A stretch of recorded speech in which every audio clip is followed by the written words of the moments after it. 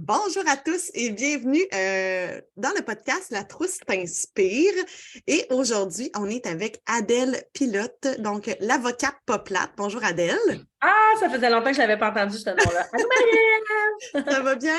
Oui, ça va bien. Merci, toi aussi. Super. Merci de me recevoir. Merci à toi Parler d'accepter avec toi. parce que là, c'est ça. Aujourd'hui, mon podcast se nomme La Trousse t'inspire, mais on a un projet bien particulier qui est une web-série sans prétention. C'est ce qu'on dit. C'est que on ne s'engage pas à faire salut tous les jeudis, il y aura un épisode de la web-série, mais le nom à date, c'est Ma vie, mon chantier, ma réalité, mon chantier, mon changement, mon chantier. Bref, on est encore en brainstorm au moment où est-ce qu'on se parle, moi puis toi.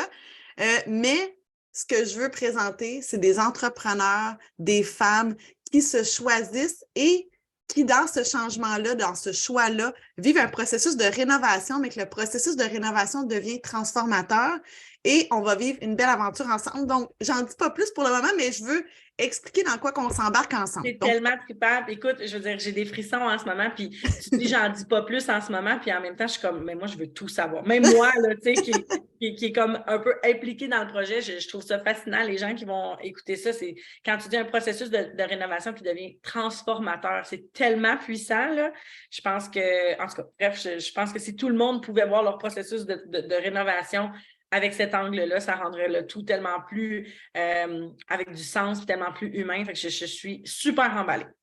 Bien, merci parce que à la base, ce que je remarque, c'est qu'un processus de rénovation en soi, peu importe quand, peu importe pour qui, c'est beaucoup plus en général que juste superficiel. Tu sais, je te dis pas que ça... Esthétique. Il y a quelque chose qui vient augmenter le bien-être, qui vient affirmer un peu plus notre personnalité. Donc, bref, c'est vraiment un peu l'angle. Mais là, écoute, on commence, Adèle. Je veux que tu... Écoute, toi, moi, je te connais des réseaux sociaux. On a commencé à se parler en message texte et tout ça. Je t'ai connue beaucoup aussi grâce au groupe d'affaires Les Paillettes, là, pour ceux qui connaissent.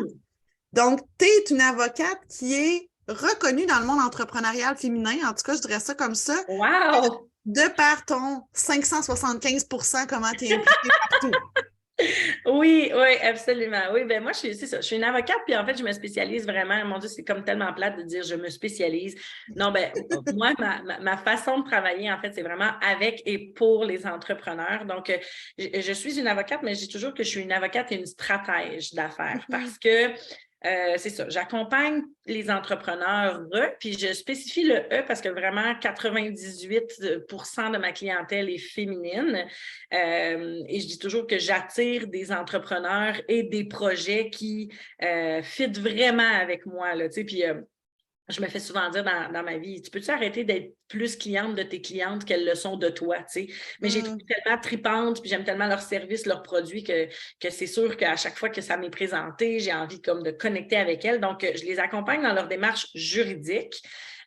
Donc, tu sais, tout ce qui est les contrats, les négociations, les baux commerciaux, des litiges, aussi des partenariats, mais moi, je me suis rapidement rendu compte, ça fait 10 ans que je fais ça comme quotidiennement, puis j'ai ma boîte qui s'appelle la boîte légale. Et je me suis rapidement rendu compte que je n'étais pas capable d'accompagner j'étais pas capable. C'était pas ma façon de faire d'accompagner des entrepreneurs juridiquement seulement. C'est pour moi, pour être capable d'accompagner juridiquement un entrepreneur, je dois la connaître davantage, je dois connaître sa vision, je dois connaître ce qu'elle désire faire, ce qu'elle désire être, ce qu'elle désire devenir, où elle s'en va, son alignement, ses ressources aussi. Puis quand je parle de ressources, c'est énergétique, c'est ressources de valeur, c'est ressources de temps, c'est ressources... Tu sais, toi, tu as 4 enfants, Marie-Ève, là. Ben, c'est sûr que c'est pas la même chose que si je parle à un entrepreneur de 27 ans qui n'a pas encore d'enfants, puis qui, tu sais, on a chacune nos réalités, puis mon conseil juridique, mon alignement juridique ne va pas être le même selon la réalité de chacune. Et donc, rapidement, je suis allée vraiment au-delà du juridique pour tomber vraiment dans le conseil, puis dans l'accompagnement, puis dans la stratégie, en fait. Puis c'est pour ça que maintenant, je le dis haut et fort, tu sais, bon, je dis stratège parce que je trouve ça plus chic, là, mais on s'entend que c'est coach d'affaires. Là. On va appeler un chat, là. Mais moi, j'accompagne les entrepreneurs vraiment. Dans le fond, j'ai des clientes qui vont venir me voir avec des besoins juridiques vraiment sporadiques. Adèle, j'ai un contrat à faire vérifier, un contrat à faire rédiger, etc. Mais j'ai beaucoup, beaucoup de clientes que j'accompagne sur, mettons, 2, 3, 4, 5, 6 mois. Mettons qu'ils ont un projet qu'ils veulent faire, qu'ils veulent mettre à terme un produit, qu'ils veulent lancer un service, qu'ils veulent lancer, bien, on va partir du point A, puis on va se rendre au point Z avec une vision de résultat, puis on va travailler, oui, le juridique, mais on va travailler beaucoup la structure, beaucoup la stratégie, puis on va avoir des rencontres, puis des rencontres au sommet de tête à tête, de cœur à cœur, vraiment mensuellement, pour justement amener l'entrepreneur à évoluer à travers son projet puis à se positionner. Là. Puis moi, dans le fond, je dis toujours, moi, je suis juste celle qui prend de la hauteur. Là. C'est drôle, je me promène dans ma salle de conférence, puis là, j'écoute, puis je pose des questions, puis là, ma tête, elle roule à 300 000 à l'heure, puis je dis, oui, mais tu penses à ça, oui, mais tu m'as dit ça la dernière fois, mais attention, il faut faire telle affaire. Puis, je suis vraiment très disruptive, là, très hands-on. Oui, très impliquée. Puis c'est ma force. Là, est-ce que c'est venu parce que quelqu'un est arrivé vers. Quelques-unes, plusieurs, sont arrivés vers toi avec des demandes plus juridiques, justement, puis tu voyais que même en répondant à cette réponse juridique-là qui rentre dans la boîte, ça ne réglerait pas l'entièreté du problème ou de. Parce que je le vis un peu on a des similitudes, là. J'aime beaucoup le coaching en démarrage de projet qui est en brainstorm, on se développe un peu plus une niche, mais au départ, j'étais beaucoup dans voici ce que tu devrais avoir sur ton contrat, voici comment tu devrais monter une offre d'affaires. Puis finalement, je me rendais compte que si on n'allait pas plus large, j'avais beau donner les outils qui étaient plus spécifiques, il n'y aurait pas de succès. Non, exactement. Non, c'est ça, c'est que moi, j'ai vraiment, j'ai toujours dit ça, j'ai toujours dit, moi, mon but dans ma vie, c'est que ma vie soit une belle, grande sphère unifiée, que toutes les sphères de ma vie dansent ensemble, puis je dis ça depuis que j'ai 20 ans, puis ça m'a popé, il n'y a pas si longtemps que j'étais comme, c'est drôle parce que moi, j'ai toujours dit ça depuis que je suis toute petite, que c'était ça mon but. J'avais vraiment peur, moi, dans ma vie, de, mettons, de travailler, puis après ça, d'arriver chez nous, puis de sentir que c'était comme une autre vie, puis après ça, moi, j'ai besoin que tout danse ensemble de manière fluide, puis de manière harmonieuse, etc. Puis c'est vraiment ça que je fais avec et pour mes clientes. C'est que moi, je m'en fous un peu de ton problème juridique ou de ton défi juridique. Si on ne le regarde pas au regard de ta globalité de femme, ta globalité d'entrepreneur, ta réalité large, ben ça n'a pas d'impact. J'ai beau te remettre un contrat, mais si ton contrat, c'est un langage qui ne te parle pas, puis si ton contrat il est limité à ce qui est là maintenant, mais qui ne prend pas en compte que dans un an, tu aimerais mettre ça en place, puis pour moi, c'est pas une façon de fonctionner qui est viable, puis j'ai l'impression de perdre mon temps puis faire perdre le temps à mes clientes si je travaille juste comme ça à la pièce, tu sais. Après ça, je suis capable de travailler à la pièce avec des clientes que je connais un petit peu mieux, tu sais. Si, mettons, toi, on travaille ensemble, puis là, je t'ai connue, puis je t'ai fait un genre d'accompagnement, pardon. Puis à un moment donné, tu m'arrives avec juste un contrat, tu m'envoies par courriel, c'est correct. Là, tu sais, je te connais, je comprends ton langage, je comprends ta vision. Mais ouais, j'aime avoir un meilleur background puis un background plus large là, dans mes relations avec ma clientèle. La petite Adèle, là, petite, est-ce que tu te destinais à une carrière d'avocate? Est-ce que tu étais quelqu'un qui argumentait beaucoup? Oui, beaucoup. Ben, c'est drôle que tu demandes ça parce que oui, je suis j'ai toujours été quelqu'un qui voulait défendre la veuve et l'orphelin puis qui donnait une voix à ceux qui n'en avaient pas, là, dans le sens que j'ai toujours été très contre les injustices. Puis, au primaire, là, toujours être la présidente de classe. Puis, à un moment donné, ils voulaient me faire sauter une année, parce que j'avais la chance de me faire garder avec des enfants plus vieux, fait que je savais déjà lire puis écrire, etc. Puis moi, mes parents, ils m'envoyaient au front, là, j'avais 6 ans, puis j'ai tapé sur le bureau du directeur en me disant « Non, je veux pas, puis je veux rester avec mes amis, puis je plaidais ma cause. » Puis tu sais, j'ai tout le temps été comme ça, puis ce directeur-là, il a recroisé ma mère une couple d'années, puis il s'en souvient très bien, tu sais, puis j'étais pas impolie, tu sais, j'étais juste vindicative, tu sais. Fait que oui, j'ai toujours été comme ça. Ceci étant dit, j'ai quand même grandi dans le milieu des communications. Tu sais, moi, ma mère, c'est une pionnière au Québec du développement personnel. Elle est rendue à son 19e livre. C'est tous des best-sellers. Combien?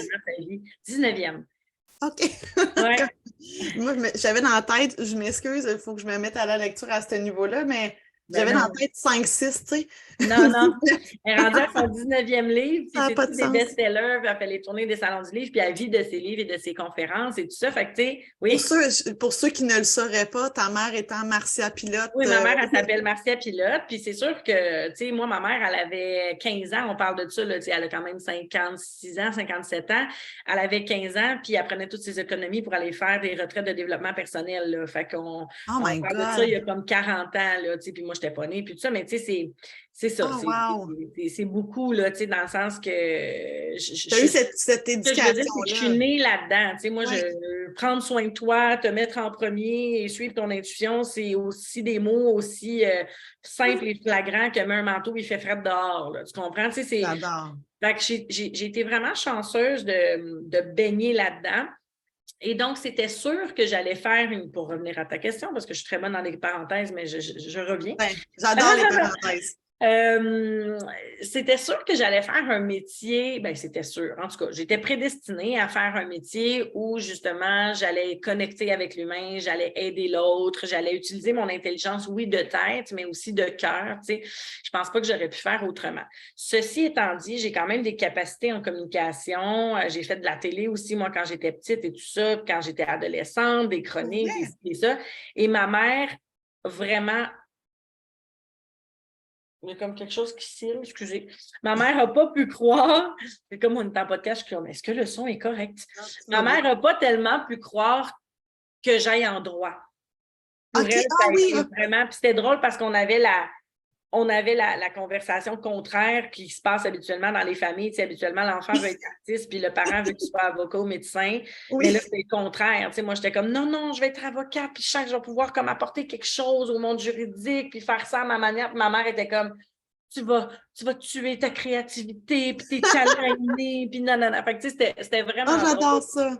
Ouais, c'est vraiment une bonne insight parce que c'était vraiment, ma mère était vraiment réfractaire là, à mon choix de Elle avait carrière. l'esprit bohème aussi un peu, je pense, ta mère. Oui, exactement. Je me rappelle d'un vieux reportage, je pense que je t'en ai parlé, que ta mère avait lâché complètement le monde des médias puis voulait vivre en simplicité, puis elle expliquait comment elle faisait à ce moment-là pour réussir à être avec... Parce que c'était important pour elle d'être avec ses filles, puis elle en parlait, puis elle expliquait... Bon, on va dans un comptoir familial pour les vêtements, puis on va chercher les vieux meubles. Oui, puis c'est vraiment nos valeurs. Puis, tu sais, même moi, si je suis avocate, puis que le père de mes enfants est avocat aussi, puis etc., puis qu'on a, on est prospère, on vit bien, puis qu'on aurait l'opportunité de l'être encore plus, bien, nous aussi, on fait ces choix-là. Tu sais, moi, j'ai une petite maison, j'ai 2 autos que j'ai payées cash, parce que je ne sais pas des autos neuves. Tu sais, mon chalet, c'est une roulotte en Gaspésie sur un tout petit terrain en bord de mer. Tu sais, pour moi, la simplicité, c'est vraiment, vraiment important. Et je fais des choix de vie en conséquence. Moi, je vais chercher mon fils tous les jours après l'école. Il n'est jamais allé au service de garde de sa vie. Jusqu'à tout récemment, il mangeait à la maison aussi. J'ai fait le choix d'avoir là, c'est lui qui a demandé d'aller au dîner, là, mais jusqu'à tout récemment. Oui, c'est ça. J'ai un bureau au coin de ma rue. Mon bureau, ma boîte légale, elle est au coin de ma rue de maison. Donc, tu sais, simplicité de marcher partout, aussi la facilité d'accès de mes lieux de vie. Donc, oui, c'est vraiment des choix qui sont marginaux un petit peu, mais que j'ai vraiment décidé de faire pour vivre en concordance avec mes valeurs, puis vraiment me créer une vie qui me convient. Puis, tu sais, je parle de ma boîte légale, mais j'ai aussi une autre entreprise qui s'appelle Les Consoeurs. Puis Les Consoeurs, en fait, on est une communauté de femmes. En fait, c'est moi et ma consoeur Joanie qui est notaire. On a parti ça il y a 3 ans et demi. Puis en fait, on offre des formations en ligne, soit sous forme de cohorte, soit sous forme d'écoute autonome. On fait aussi des processus transformateurs mastermind avec des consoeurs VIP, là, des petits groupes de 8, etc. Donc, tu sais, on a plusieurs formules, mais nos formations sont toutes reconnues par les ordres professionnels, donc la Chambre des notaires, le barreau, etc., comme de la formation obligatoire continue. Et dans le fond, ça s'appelle des consoeurs pour une pratique à votre image. Et donc, nous, par le fait qu'on ait fait des choix, puis quand je dis nous, c'est Joanie et moi, par le fait qu'on ait fait ce genre de choix-là un peu marginaux, d'être entrepreneur, de travailler proche de la maison, de pouvoir vraiment bien concilier travail-famille, d'aller chercher nos enfants après l'école, de ci, de ça, bien, on donne nos trucs, nos astuces, nos raccourcis, de comment nous, on met ça en place par l'organisation, par la planification, par nos changements de perspective sur la performance, sur la compétence, sur la productivité, sur le leadership.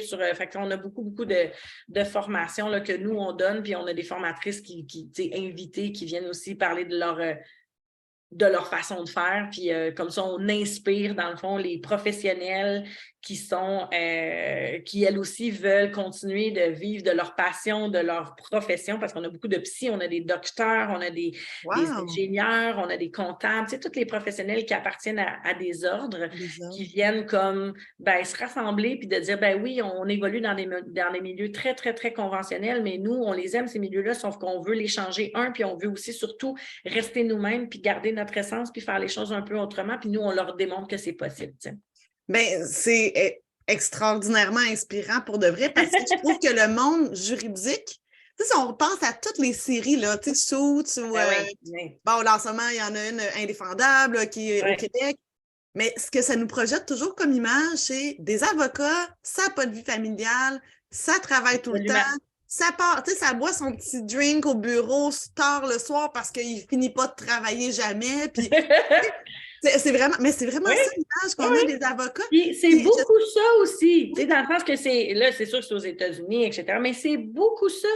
Moi, j'ai mes amis qui sont en grand bureau, là, c'est ça leur réalité. Mais moi, on me paierait 4 millions que je la voudrais pas, cette réalité-là, tu sais. Mais c'est correct, sauf qu'on n'en a pas beaucoup d'autres modèles. Non, c'est ça.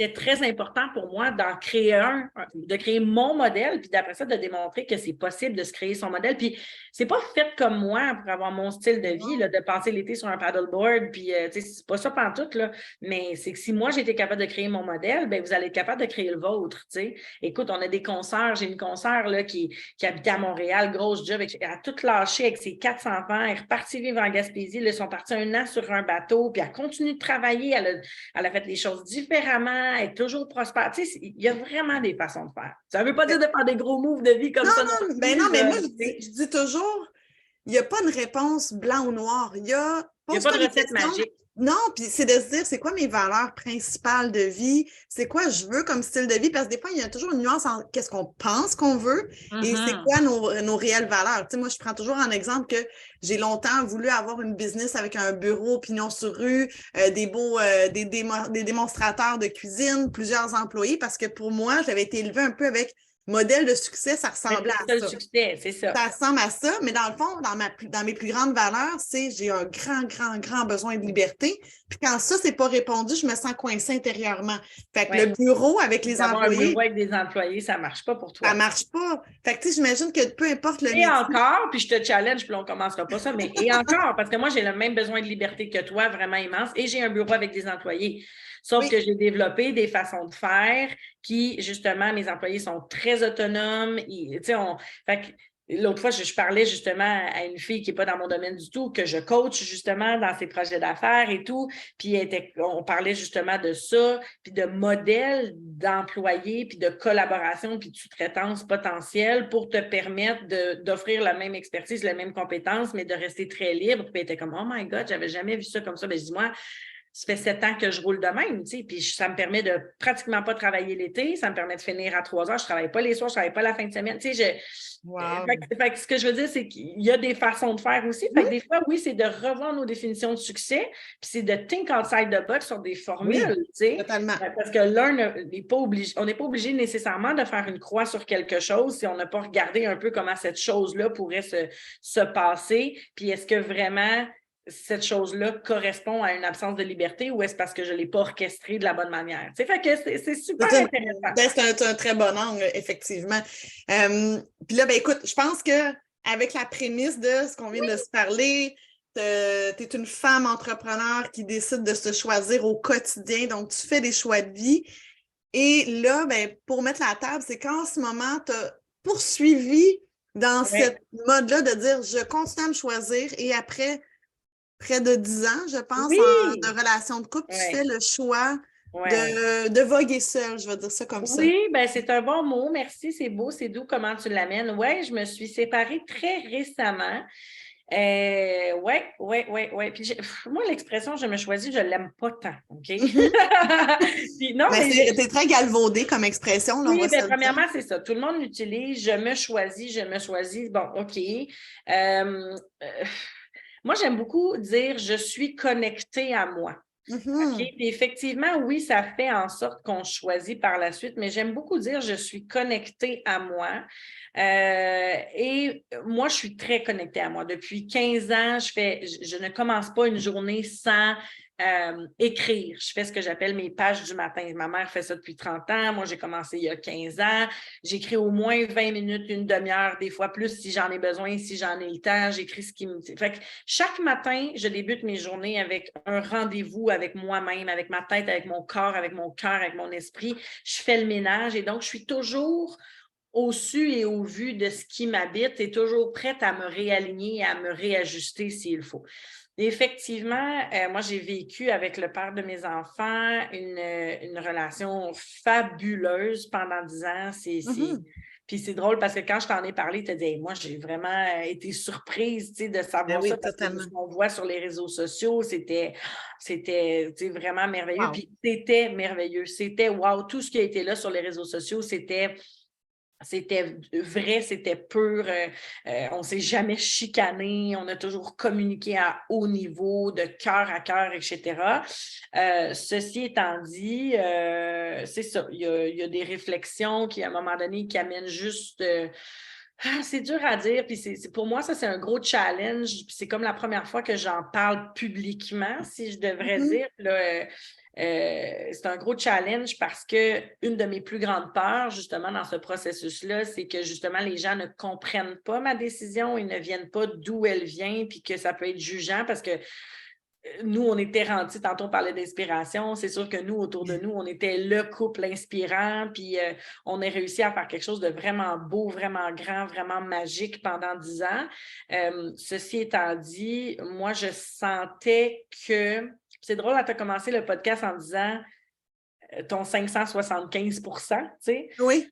Parce que moi, c'est ça, j'ai toujours roulé à 575 puis pas dans la performance. Tu sais, il y en a qui disent hey, le plus gros poste, le plus gros salaire, puis Non, mais 575. tout ce que tu fais, tu dois le faire parfaitement. Non, C'est pas même le pas. nombre d'actions. Non, Non, c'est pas ça, OK. non, même pas. Puis c'est ça qui est important. Puis je pense que c'est important de le nommer puis de le nuancer parce que, attends, comment je pourrais dire ça? C'est important de nommer puis de nuancer que c'est, excuse-moi, OK, je veux mettre mes mots clairs parce que Ben, prends son temps.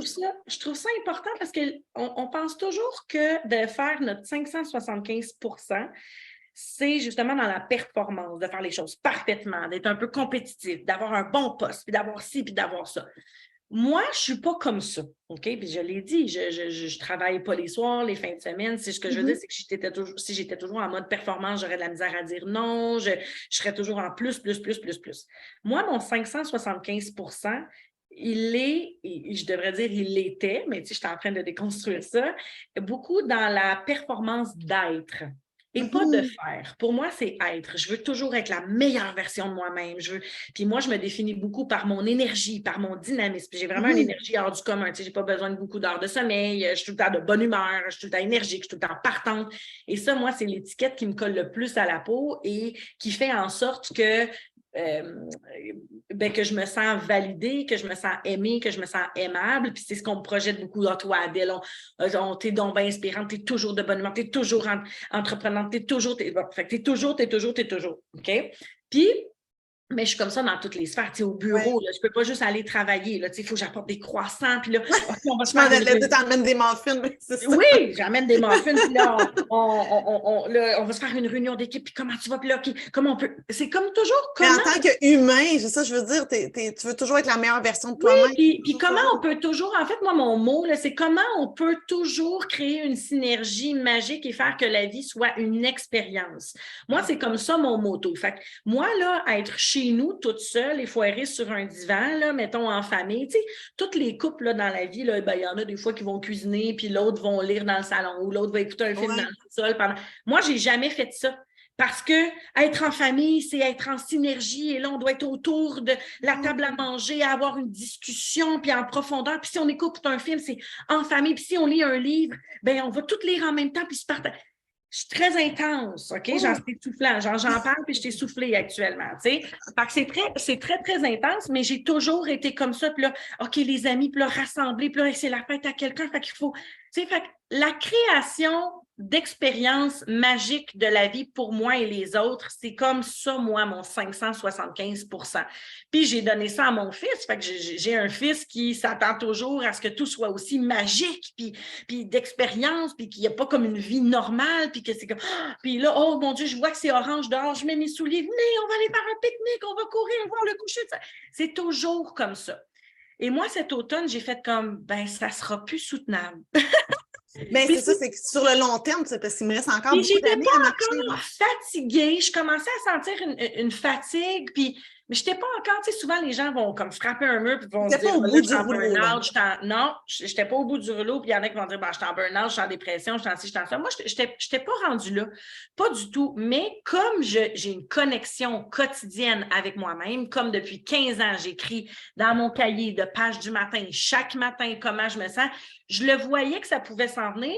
Puis surtout, au-delà du burn-out ou de la fatigue ou de ci ou de ça, je voyais que moi, avec moi, rendu à mon âge, je n'ai plus envie de m'aimer et de me définir que par ma magie et mon émerveillement de la vie. Je trouvais que cette Adèle-là commençait à être incomplète et que mon côté justement plus doux, plus vulnérable, plus fragile, ben je le connaissais pas, puis il n'y avait pas de place, puis je sentais qu'il commençait à vouloir émerger, mais je savais pas absolument pas comment. OK?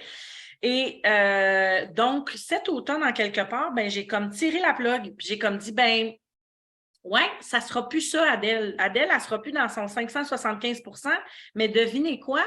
Je ne sais pas ce qu'elle va être, Adèle, parce que la Adèle, en dehors de ça, je ne la connais pas. Du plus loin que je me souvienne, je suis ça.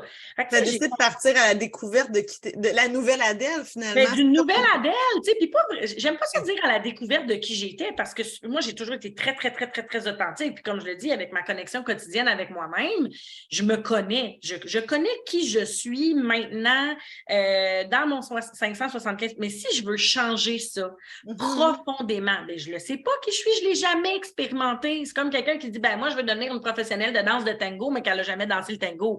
Elle va-tu être bonne? Elle va-tu aimer ça? Elle va-tu être fluide? Elle va-tu vouloir faire des compétitions? Elle va-tu vouloir être prof? Elle va-tu vouloir... Elle ne sait pas. Elle va commencer par essayer le tango, puis après ça, elle va voir comment elle va intégrer le tango dans sa vie, tu sais. Fait que moi, ça a été comme ça. Fait que je me suis dit, ben cette Adèle-là, je l'adore, je l'aime, ça fait partie de moi, je l'ai construite, mais il y a quelque chose qui manque, etc. Puis avec ce constat-là, ben vient des gros challenges, vient des grosses discussions, vient un moment donné où tu dis, ben moi, ce que je me suis dit, ce que j'ai expérimenté et ce que j'ai vraiment vécu, c'est que cette découverte-là était très difficile, voire même impossible dans mon statu quo. Parce que un statu quo, même s'il est beau, même s'il est sain, même s'il est soulevant, même s'il est tout ça, il vient avec des dynamiques, il vient avec des patterns, il vient avec des... Même s'ils sont saines, là, tu sais, il vient avec des habitudes, etc. Et de vouloir faire un si gros...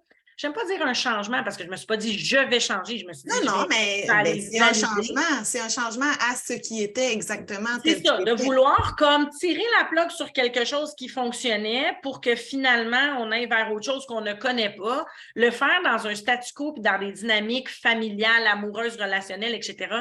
C'est très difficile, voire même impossible. Moi, je n'ai pas été capable. C'est ce que j'aurais aimé faire. J'aurais aimé pouvoir, mais je n'ai pas été capable parce qu'il y avait des réponses qui me manquaient, il y avait des attentes qu'on avait envers moi, que je sois comme j'étais. J'étais plus capable d'être comme j'étais. Je me sentais coupable de ne pas être comme j'étais. J'étais pas capable. Donc, il a vraiment fallu que je coupe et que je tire la plug sur ce qui était avant pour développer quelque chose de nouveau en ne sachant pas encore à ce jour ce que ce sera. Puis en gardant l'essentiel aussi, moi, ça reste important d'être une très, très bonne maman, présente, etc. Mon entreprise reste très importante aussi pour mes clients, mon professionnalisme, etc. Je ne suis pas partie 6 mois dans les Bahamas en laissant tout le monde. Mais il a fallu que je change le statu quo pour être capable de continuer à plonger là-dedans. Mais c'est intéressant ce que tu dis parce que je trouve que ça envoie une image de... On est porté à se dire, ça marche pas, je dois changer. Mais est-ce que des fois, ça marche, mais j'ai le goût d'autre chose? Tu sais, il faut s'emmener aussi cette vision-là de, faut pas toujours attendre que la situation X dans laquelle on est soit un échec total pour s'octroyer le droit Non, de faire exact. un changement. Je pense qu'on a le droit de... C'est drôle parce que je trouve que le podcast, à la base, c'est un peu se donner le droit au changement, justement, on se donne le droit de changer de voix. Oui, oui, C'est parce un qu'on peu est là pour parler de rénovation, hein, on n'en parle pas, mais ça on s'en est vient, là ça pour s'en vient. Moi, je trouve qu'on suit bien le fil, là, c'est parfait. Mais, tu sais, c'est pas parce que ta vie, techniquement, sur papier, à tes yeux aussi, c'est une réussite que ça veut dire que tu es obligé de garder ce papier-là Ouais, intact. Tu peux pas faire une nouvelle page, tu sais. ouais. Fait que je trouve ça super intéressant. Fait que là, tu t'es donné ce droit-là, mais ça marchait pas en ayant, comme on disait, le même schéma là, devant toi, là. Exactement. Ça ne marchait pas en restant dans le statu quo. Ceci étant dit, il a fallu justement du courage pour changer ce statu quo-là. Puis comme tu dis, c'est que moi, j'étais pas malheureuse ni dans ma vie de famille, au contraire. Ça, c'est mon plus grand deuil, tu sais, mon quotidien, ni dans mon couple, au contraire, c'est une personne extraordinaire. Oui, il y avait des choses qui manquaient, il y avait comme partout, mais c'est juste que moi, là, le moi, là, non, j'étais pas capable de me sentir comme complète puis me sentir vraiment connectée dans cette recherche-là en restant dans mon statu quo.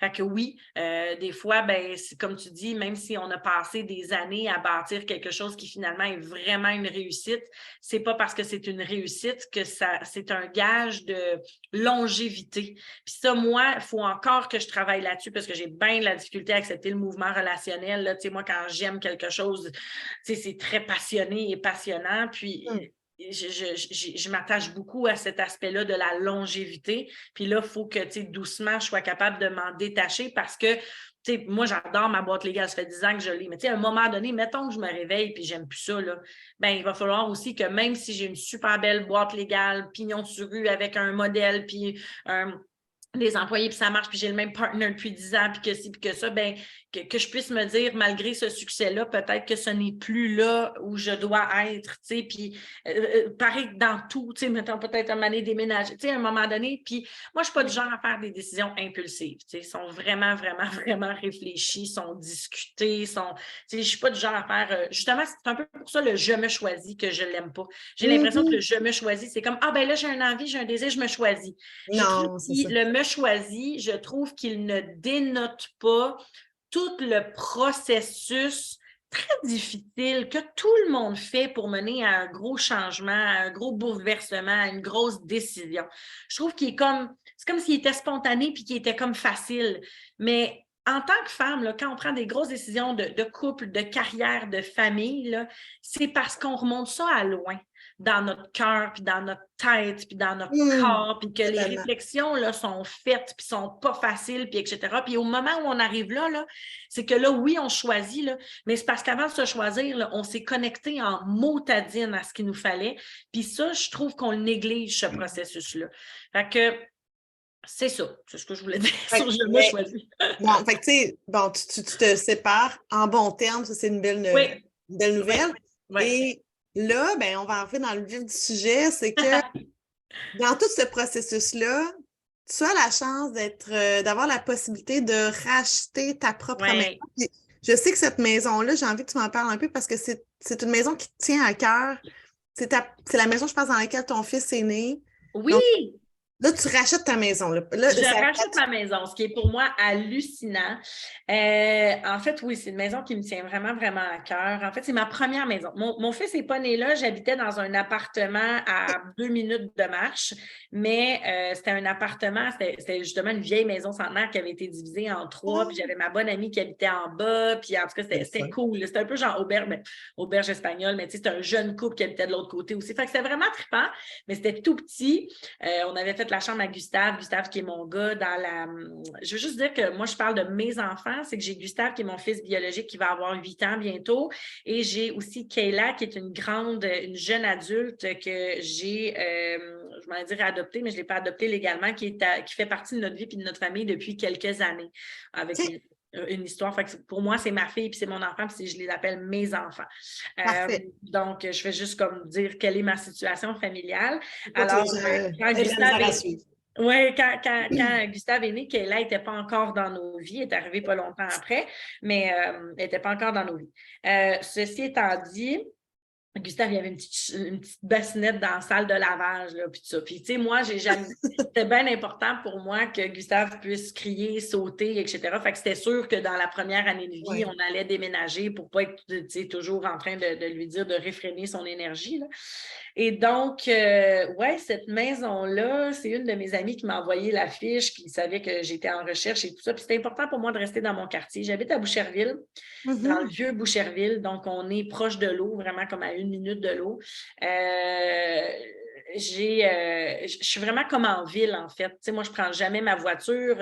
À distance de marche, j'ai 2 pharmacies, j'ai 2 épiceries, j'ai une SAQ, j'ai une caisse, j'ai un Dollarama, j'ai ma dentiste à pied, j'ai mon optométriste à pied, j'ai des petits restos, j'ai des petits cafés. Fait que, tu sais, pour moi, une belle vie de quartier, là, vraiment. Une belle vie de quartier, c'est une belle vie comme en ville, mais avec comme la vibe de la banlieue, puis le bord de l'eau, etc. Fait que c'est super trippant. Tu sais, moi, j'ai des kayaks, j'ai des paddleboards, j'ai du canot, je suis tout le temps sur le fleuve, je traverse aux îles de Boucherville. Fait que c'est vraiment, tu sais, je voulais rester dans ce quartier-là. Puis c'est proche du quartier où j'ai grandi aussi. Fait que, tu sais, c'est vraiment ma vibe, là.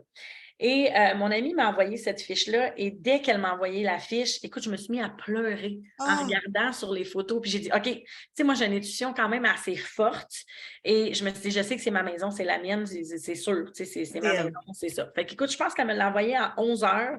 Je pense que je visitais à midi, puis à 1 heure, on avait une offre d'achat, puis je pense qu'à 3 heures, elle était acceptée. Fait que, oui, tout ça s'est fait genre en 4 heures, là, la même journée. Puis, tu sais, c'est une maison vraiment, c'est ça qui est beau avec cette maison-là, c'est une maison vraiment, comment dire, tu sais, elle ne peut pas plaire à tout le monde dans le sens que c'est une petite maison. C'est une maison qui a presque 100 ans. Puis elle a un semi-cachet. Tu sais, mettons une petite maison vieille qui a vraiment un cachet, puis etc. Là, les gens sont comme « wow, wow ». Mais moi, elle a comme un semi-cachet, OK? Dans le sens que tu ne peux pas rentrer là et te dire « wow, c'est une vieille maison centenaire », mais il y a quand même un mur de briques, tu sais, il y a quand même une âme, mais ce n'est pas non plus une vieille maison centenaire avec un cachet champêtre. Fait que, tu sais, elle est particulière. Elle est petite et les plafonds en haut sont bas. Fait que, tu sais, toi puis moi, Marie-Ève, on a une amie commune qui mesure 6 pieds 1. Elle ne pourrait pas habiter là. Tu comprends ce que je veux dire? Tu sais, parce que mes plafonds sont comme 6 pieds 2, 6 pieds 3. Fait que, tu sais, moi, je ne peux pas m'étirer. Là. Je ne peux pas faire du yoga en haut. Là, mes mains touchent, là, tu sais. Mais moi, là, c'était. Puis il fallait que j'aie une vision, là, parce qu'écoute, mon Dieu, écoute, les chambres en haut, je pense qu'ils étaient brunes foncées et. Oh my God, avec les plafonds bas en plus. Avec des plafonds bas, puis pas des si grosses fenêtres. Écoute, il y avait un solarium de Paris. Tu sais, l'affaire en plastique, là, qui est comme trop frette l'hiver, trop chaud l'été, puis qui, tu sais, ça n'avait pas rapport. Puis là, nous, on a mis une pièce, là, 4 saisons, fait qu'on a refait une verrière, puis avec un foyer, puis ça. Fait que il fallait que j'aie une vision quand même. Là, il fallait que j'aie une vision de ce que ça pouvait devenir et de ce que ça pourrait être. Fait que c'est vraiment ma petite maison, je l'adore. Et, oui, j'oublie le détail, 2 détails très importants. Ma cour d'école est adjacente à la cour. Ma cour est adjacente à la cour d'école de l'école de mon gars. Ben voyons donc, juste tout comme est le parfait. piqué où il y a un parc, où il y a un terrain de soccer. Tu lances l'autre bord. C'est ça, je lance l'autre bord. Il y a une barboteuse, fait que j'ai pas de piscine, mais j'ai une barboteuse l'autre bord de ma clôture. Fait que, tu sais, puis une barboteuse, j'ai à peu près de l'eau jusqu'à la poitrine. Fait que, c'est intéressant. Là. Fait que, tu sais, c'est vraiment, vraiment bien. Et comme quelques mois plus tard, même pas, je pense quelques semaines plus tard, je pense que j'étais comme en déménagement,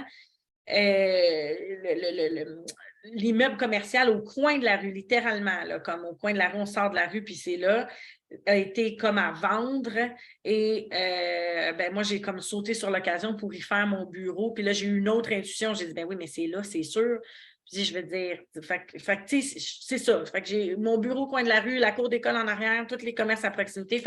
Puis moi, toute ma famille est à Boucherville encore. Ma mère est à 3 minutes en auto, 15 minutes à pied, ma tante, ma marraine. Fait qu'on se rencontre. Hey, un année, on dit un mercredi soir, hey, on va-tu à la crèmerie? On se ramasse 12 pilotes à la crèmerie au coin de la rue. Moi, je vais à pied avec le chien. Fait que pour moi, c'est précieux. Les Ça, pilotes à Boucherville, là, c'est les reconnu. pilotes Là. à Boucherville qui mangent des crèmes glacées, là, ça, c'est intense. C'est un happening, là, tu sais. Ah! Fait que c'est précieux pour moi. C'est vraiment, ouais, Là, c'est quand tu t'es vraiment... séparée, as-tu douté de pouvoir la racheter? En As-tu été, fait, on la met à vendre? C'était quoi? En fait, quand mon ex et moi, des fois, tu sais, mettons, il faisait des blagues, il était là, si on se sépare, oui, il faisait des blagues parce qu'on n'avait jamais parlé de se séparer avant, ça n'était pas dans nos options. Bien, il disait, moi, je vais garder la maison. Puis moi, je disais toujours OK parce qu'il ne vient pas d'ici. Il vient de Gatineau, puis il est comme venu ici pour moi. Tu sais. Son père est en Estrie, sa mère, son frère, ses amis sont tous à Gatineau, etc. Fait que lui, tu sais, oui, ça fait 10 ans qu'il est ici, ma famille, c'est comme sa famille, etc. Il y a des racines, mais c'est pas son milieu. Fait que, tu sais, moi, s'il voulait la maison, j'y aurais laissé sans problème parce que ça aurait pu être son ancrage, tu sais. Et quand on s'est séparés, tu sais, quand on a pris la décision officielle, bien, je veux dire plus quand j'ai pris la décision officielle, il a dit, OK, je garde la maison, blablabla. Puis, tu sais, moi, ça me crunchait le cœur, mais c'était correct, tu sais, pour moi, je le voyais comme ça, puis c'était comme un peu la moindre des choses que je pouvais faire. Puis finalement, quelques jours après, il me dit, Adèle, j'apprendrai pas. Puis là, j'écoute revirement de situation. Pour moi, ça n'avait même pas été j'avais même pas envisagé la reprendre, tu sais. Puis il dit, j'apprendrai pas. Il dit, je serai pas capable. Il y a trop de souvenirs. Il dit, être propriétaire tout seul aussi, ça me tente pas. Tu sais, il est un peu anxieux par rapport à ça. Tu sais, parce qu'on a eu des problèmes justement avec notre construction du solarium. Tu sais, bon, ça fait quelques années déjà, mais ça y a Il voulait vraiment... pas supporter cette responsabilité-là seul. Ouais, Parce que ça reste une responsabilité de propriétaire. Exactement. Puis tout ça, il a dit non, j'apprendrai pas. Mais là, moi, ça m'a donné un petit choc parce que moi, j'étais comme, oh boy, moi, j'y avais pas pensé. Je veux être propriétaire tout seul, c'est quand même une vieille maison, c'est quand même ci, c'est quand même ça. Ouais, moi aussi, il y a des souvenirs attachés à ça. Mais en même temps, pour moi, c'était je voyais pas déménager mon fils. Que mon fils vive 2 déménagements, puis je sais qu'avec le marché en ce moment, c'est pas facile, puis notre maison, on l'a pas payé cher, fait que là, j'étais comme, puis comme je dis, elle est quand même marginale, elle est sur une rue quand même passante, fait que c'est pas une maison qui vaut 700 000, puis en ce moment, en bas de 650 000 à Boucherville, t'as pas grand-chose, fait que là, j'étais comme, ben, le choix logique était vraiment en tout point, autant financier, c'est ça, économiquement, familialement, les valeurs de la garder. T'sais.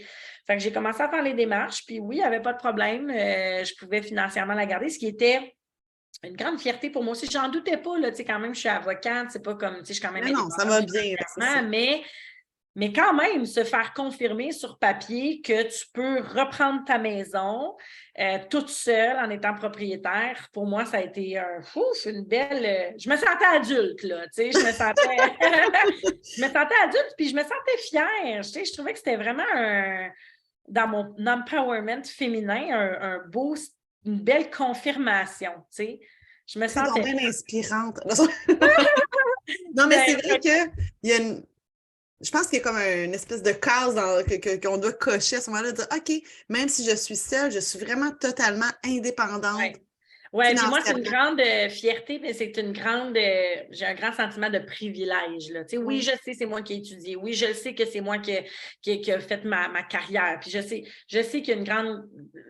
C'est pas juste de la chance, mais c'est quand même un grand privilège aussi. Puis ça, moi, je le reconnais d'être née dans ce milieu-là, puis d'avoir eu accès à cette éducation-là, puis de pouvoir arriver aujourd'hui, puis justement faire des choix libres, d'autres contraintes. Puis j'ai beaucoup de gens autour de moi qui voudraient se séparer pour peu importe la raison, puis ne sont pas indépendantes financièrement, puis ils ont 4 jeunes enfants, 3 jeunes enfants, 6, j'en connais, c'est ça, des fois des familles reconstituées, puis fait que c'est... Moi, en ce moment, puis tu sais, je fais une parenthèse, moi, je voulais plus d'enfants. Tu sais, j'aurais aimé ça en avoir 2, 3. Je n'ai pas été capable. Après Gustave, j'ai fait des fausses couches, puis tout ça. Puis en ce moment, je me dis, aïe, aïe, tu sais, j'ai vraiment la vie parfaite pour mener à bien l'alignement dont j'ai envie et besoin. Tu sais, est-ce que j'aurais fait les mêmes moves si j'avais eu 3 jeunes enfants en bas de 5 ans? Je ne le sais pas. Est-ce que j'aurais été dans la même situation financière? Je ne le sais pas. est-ce que je sais pas, mais en ce moment, avec les données puis les ressources que j'ai, puis ma réalité, un jeune enfant de 8 ans, super le fun, super comme autonome, entre guillemets, là, comme un enfant de 8 ans peut l'être, une grande de 18 ans, une belle communication avec mon ex, une indépendance financière, bien, j'ai vraiment une liberté de choix réelle. Puis ça, c'est une grande, grande, grande, grande richesse. Puis là, ben pour en venir à vraiment, le pourquoi on a commencé à être en communication, moi puis toi, c'est que dans le fond, le rachat de cette maison-là, tu l'as dit aussi, puis même pour ton ex, c'était ça aussi, il y avait quelque chose de très émotif, de beaucoup de souvenirs attachés à ça. Fait qu'on la transformera pas au complet, mais là, on ressent le besoin de la mettre vraiment à l'image de Adèle, puis c'est pourquoi j'arrive dans le processus, puis je l'annonce en même temps, c'est que moi puis toi, on va travailler ensemble à prendre ta maison, puis on va revoir l'entièreté de la maison au complet, mais pas on arrache tout puis on recommence. Dire qu'est-ce qu'on peut faire ici qui est respectant les valeurs aussi de on ne dépense pas pour rien, n'importe quoi, n'importe comment. Absolument. Puis on a les mêmes valeurs à ce Oui, le sujet-là, seconde main, l'éthique. seconde main. Oui. Et revoir l'entièreté des pièces une à une, puis qu'est-ce qu'on peut faire, puis on va mettre les mains à la pâte tout le monde ensemble. On va vraiment montrer aux femmes, je suis tellement excitée en le disant, on va montrer aux femmes à quel point elles ont le pouvoir de reprendre le pouvoir. Et le processus de rénovation, toi, dans ton cas, c'est ta maison, mais ça peut être quelqu'un qui habite en appartement dans un 4,5 qui fait « Hey, ma chambre, c'est mon havre. » Puis je le contrôle de ma vie dans cette pièce-là. Fait que, tu sais, il ne faut pas le voir dire moi, je ne suis pas propriétaire, ça ne viendra pas me chercher. Oui, ou moi, c'est gros, puis c'est pas accessible, ou etc. Oui, mais moi, j'ai une amie qui a fait ça, qui s'est séparée, puis qui a eu un bel appartement, puis tout ça. Elle a dit, écoute, j'ai pas le temps, je sais que cet appartement-là, il est temporaire, je sais que, tu sais, je suis pas propriétaire, etc. Mais elle dit, moi, ma chambre, là, c'est un no-brainer. Puis elle s'était fait aider, justement, par une designer qui était venue, puis qui avait vraiment fait son petit cocon, tu sais. Puis oui, ça peut être comme accessible, puis je pense que c'est important de se créer un environnement vraiment comme, ben, qui représente là où on est rendu, tu sais, en toute simplicité, puis selon nos valeurs. Tu sais, moi, si tu me disais, Adèle, on fait venir des contracteurs, puis là, on s'en va chez Structure, puis là, on refait au complet, ça serait non, tu comprends-tu? Mais qu'est-ce qu'on peut faire de manière doucement accessible pour se rapprocher de l'essence de mon processus, puis que je me sente vraiment, vraiment chez moi, puis ce nouveau chez moi-là pour cette nouvelle étape-là? Puis tu l'as dit, comme un processus, on va respecter ce rythme-là aussi. Fait qu'on arriverait chez toi, puis on dirait Hey Adèle, on abat tout, puis on recommence. Ça serait comme un peu de faire Hey, la vie que tu viens de vivre, là, c'est fini. Cette vie-là fait encore partie de qui tu es aujourd'hui. Ton passé fait encore partie de qui tu es, mais on va ajuster la maison à qui tu es maintenant. Fait que ça va vraiment être de revoir déco, aménagement, travaux de rénovation, oui, mais on s'en va plus dans la légèreté. Menu de travaux, oui. Menu de travaux. Et ce qu'on s'est parlé, là, by the way, les autres filles sont peut-être pas encore toutes au courant, mais on veut impliquer gang d'amis là, dans ce processus-là. Puis vraiment, puis ça va être dans un processus de plaisir. Oui, puis moi, j'ai averti vraiment mes complices, mes bonnes amies qui veulent mettre la main à la pâte aussi. Puis, tu sais, on va prendre des bulles, on va se commander de la pizza, on va mettre de la musique, on écoutera les Spice Girls. Puis, il y a tout ça aussi, l'empowerment, c'est vraiment, tu sais, la sororité, l'entraide féminine, tu sais, il y a quelque chose au-delà de ça. Là, puis, tu sais, moi, tu sais, tantôt, tu disais, je suis émotive en disant, tu sais, moi, tu sais, quand on s'est rencontrés, pas longtemps après, je me suis mise à pleurer, tu sais. Quand tu m'as dit, hey Adèle, j'ai le goût de faire ça avec toi, j'ai le goût de travailler avec ça, je me suis mise à pleurer parce que pour moi, c'était drôle parce que je me le disais, tu sais, OK, je vais reprendre ma maison, puis j'étais là, j'ai même demandé à un ami, tu vas-tu pouvoir m'aider à faire des menus travaux? Mais tu sais, moi, je suis pas manuelle, j'aime pas ça. Puis j'ai eu un ami dernièrement qui m'a dit, tu sais, Adèle, il dit, arrête de dire que tu n'aimes pas ça, tu l'as pas essayé. Puis il dit, moi, je suis manuelle, il dit, je pourrais t'aider. Puis il dit, je suis sûre que tu aimerais ça, je suis sûre que tu serais bonne, il faut juste que tu te fasses confiance. Puis là, je me suis dit, OK, tu sais, peut-être. Puis là, quand toi, tu es arrivé, ça, avec ta confiance, avec ton ouverture, avec ta générosité, j'étais comme, OK, je suis prête. Puis, puis ça va être significatif que ce soit moi qui décape peut-être mes armoires, tu sais. J'ai le goût, là, il y a quelque chose de... il y a quelque chose de l'ordre d'une satisfaction, d'une implication, d'une fierté, tu sais, qui est au-delà de juste l'accomplissement esthétique de la chose, là. Je pense que c'est ça, puis c'est ce que je veux qu'on voit à travers le processus, parce que dans le fond, c'est ce qu'on va faire, c'est qu'on va documenter, puis je te l'ai déjà dit, en respect, là, dans le sens qu'on ne filmera pas tout. Parce que Moi, j'ai toujours dit que je pourrais vivre avec une GoPro sur le front. Là. Fait que, on va filmer ce qu'il faut qu'on filme, il n'y a pas de problème. Mais bref, on va documenter ce processus-là et c'est ce que je veux qu'on voit, c'est la transformation qu'on vit en tant qu'humain à travers ces rénovations-là, à quel point ça peut être transformateur. Parce que là, ce que tu dis aussi, c'est que ton ex ne veut pas, puis c'est normal, là, on y en veut pas. Il y a des meubles qui faisaient partie un peu de votre patrimoine familial, mais qui viennent de son enfance, il part avec. Tu sais, ça fait toujours des petits crushs dans le cœur, je pense, t'arrives, puis ah ouais, mon fils a laissé ses devoirs sur ce meuble-là, il n'y en a plus. Fait que là, tu ne veux pas déstabiliser la vie à Oui, non, Gustave mais à les meubles, travers c'est ça. vrai. Les meubles, c'est important pour vrai. Là, tu parles de mon fils. Moi, mon fils, il a un gros coin de bricolage, puis c'était un meuble qui appartenait, je pense, à l'arrière-grand-père de mon ex.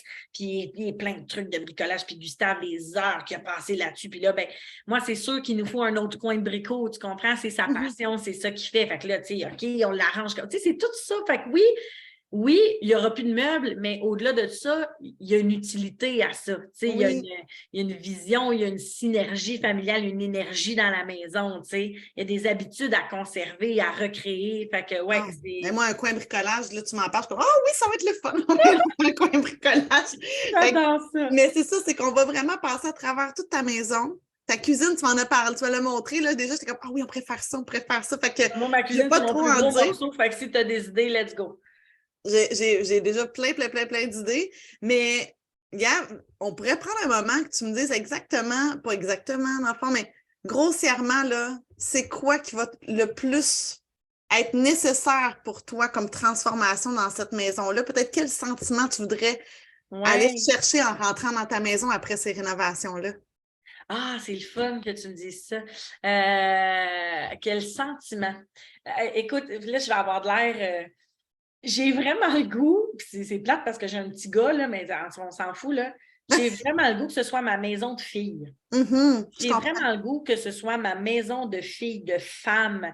J'ai envie d'une énergie féminine dans cette maison-là. Tu sais, de la douceur, de l'émerveillement, de la passion, du papillonnement, de la clarté, c'est ça que je vois. J'ai envie que ce soit pétillant. Puis pétillant, ce n'est pas paillette nécessairement, mais OK, vivant. J'ai envie que ce soit vivant. Fait que, c'est sûr que moi, j'ai déjà beaucoup de plantes. Là. J'ai une petite maison, puis j'en ai 78. Là. Fait que, mais là, sûrement qu'il y en a qui vont partir. Fait que c'est sûr que les plantes, pour moi, les couleurs. Puis c'est drôle parce que j'ai toujours voulu que tout soit comme assez neutre, assez blanc. Je pense que les murs, ça peut rester comme ça, mais en tout cas, on verra. Mais vif, vivant, pétillant, c'est ça les mots qui me sortent. Ça va vraiment en concordance avec ce que tu vis présentement parce que toute cette transformation-là, tu le fais pour assumer davantage ta féminité, ton entièreté à toi qui tu es. Absolument. Fait que, tu sais, puis en tout cas, étant maman de 4 enfants, en tout cas, moi, je peux dire que c'est facile de perdre la femme à travers le rôle d'une mère. Absolument. Fait que quand tu me parles de gars, mon gars, il est rendu à 8 ans, là, je veux assumer ma féminité dans ma maison, je veux assumer ma personnalité. Puis il n'y a pas moins d'importance. Juste, je reprends un peu plus l'importance que je devais me donner avant. Que je ne dis pas que c'est ce que tu as fait, mais souvent, on va s'effacer un petit peu plus, en tout cas, pour le bien-être de notre ou de nos enfants. Moi, c'est vraiment, vraiment correct de le faire. Mais c'est vrai que j'ai lu beaucoup sur la question que le 7 ans, moi, j'ai un enfant unique, là, biologique. Le 7 ans, c'est toujours un pas vraiment particulier parce que justement, eux autres, ils rentrent dans l'âge de raison, dans l'autonomie, etc. Puis notre rôle de mère doit complètement se redéfinir. Puis il y a vraiment des deuils à faire. Puis moi, ça m'a ramené justement à mon rôle de femme, tu sais. Fait que tout en restant mère, mais vraiment en redéfinissant ma maternité. Fait que oui, je suis rendue vraiment, vraiment là. Oui, vraiment. Puis mon gars, je t'avertis, là, mon gars, il me ressemble beaucoup là, dans l'excitation de, tu sais, lui, de pouvoir réaménager sa chambre. Là, il est on the project en ce moment. Là. Il est comme, là, j'ai hâte de bouger mes meubles, puis là, ça va plus me ressembler, maman, là, puis là, je veux me faire un coin lecture. Fait que, tu sais, il va falloir s'y attaquer aussi, je pense. Bon, on va faire une rencontre juste avec Gustave, pour Gustave. Il est trippant. Puis là, je vais dire, vas-y, Gustave. Mais honnêtement, c'est peut-être pour ça que j'ai eu autant d'enfants. J'aime vraiment faire des consultations avec des enfants. Là. Arrête! Ben non, j'adore ça parce que je trouve tellement que l'enfant se sent important. Oui. Il se sent, oh wow! Oui, mais lui, il ne pourrait pas y croire, là. Il ne pourrait pas y croire que genre, il y a quelqu'un qui s'attarde à ce qu'il y a dans sa tête pour sa chambre. Puis moi, il y a carte blanche pour sa chambre. Fait que il pourrait vouloir les murs orange fluo, ça ne me dérangerait pas, là. Ah, ben là, moi, je vais vouloir qu'il dorme un peu le soir pour te faire plaisir. Oui. Fait que je ne mettrai pas tous les murs orange fluo, je te le promets. Fait que, écoute, j'ai envie de dire aux gens, suivez-nous parce que là, ça va s'en venir, là, quand on va fermer l'enregistrement, on va séduire notre première rencontre. Mais je veux dire aux gens, suivez cette web série. Là, je fais des gros guillemets pour ceux qui vont l'écouter en audio parce que on se respecte aussi, moi et toi, beaucoup là, dans nos discussions. Puis on ne veut pas se mettre une pression là-dedans. Et ça fait partie des valeurs de toute façon que je veux véhiculer à travers le message. Tu sais, hier, j'ai fait une story là-dessus, tu sais, on est porté à dire OK, il faut faire ça comme ça. Faut, tu sais, moi, je dis le petit soldat, toujours prêt, toujours fait pas un pas de travers. Non, acceptons nos imperfections, acceptons le fait que le processus, des fois, il y a des journées, puis justement, tu es dans un accueil de ta vulnérabilité. Il y a des journées que ça ne te tentera pas, que tu ne vas pas filer. Peu importe, parce que ça reste plein d'étapes importantes qui se passent dans ta vie actuellement. Oui. Fait qu'on va, dans tout ce processus-là, on va respecter ça, mais j'ai envie que les gens nous suivent à travers la transformation de la femme et de la maison en même temps. Écoute, c'est magnifique. Moi, ça tombe à point pour moi aussi de documenter ça. Pour moi aussi, je pense que de pouvoir m'observer à travers ce processus-là, ça va être intéressant.